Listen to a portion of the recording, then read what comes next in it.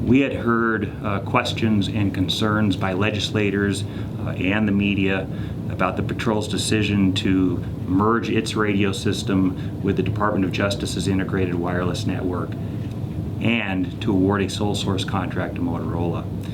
There was concern about whether that was the best approach to meeting the first of two narrowbanding phases required by the Federal Communications Commission. Once we dug into the audit, we were also interested in whether the Patrol's experience with the first phase, whether there were lessons learned that could be applied to the second phase when that second phase arrived. So we reviewed a number of industry sources that spoke to leading practices for project management as well as planning narrowbanding projects specifically. We also used those sources to assess whether the Patrol had maintained coverage when converting its radio system from wideband to narrowband. And lastly, we hired a subject matter expert to review the report's findings and conclusions. So we determined that the Patrol's decision to merge with the integrated wireless network and to award a sole source contract to Motorola, that decision was made without first fully understanding or considering its user needs, knowing the capacity of the integrated wireless network, assessing the viability of other vendor approaches, other project approaches, and lastly, knowing what type of coverage would result from its intended project approach.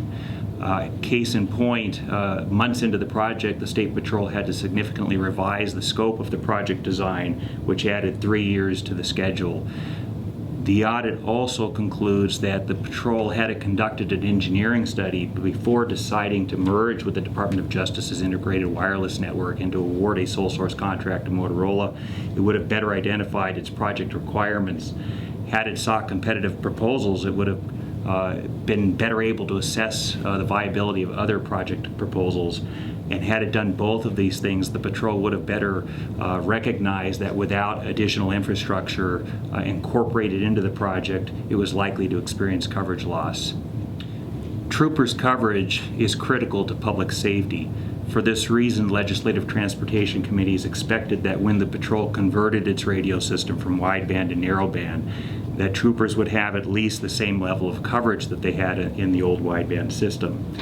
The audit concludes that the Patrol has likely seen some coverage loss in the rural, mountainous, and hilly areas. The audit recommends that the Patrol work with both the governor and the state legislature to establish acceptable coverage for troopers, as well as project funding to pay for the infrastructure that's needed to achieve it, and that they do so before the second phase of narrowbanding arrives.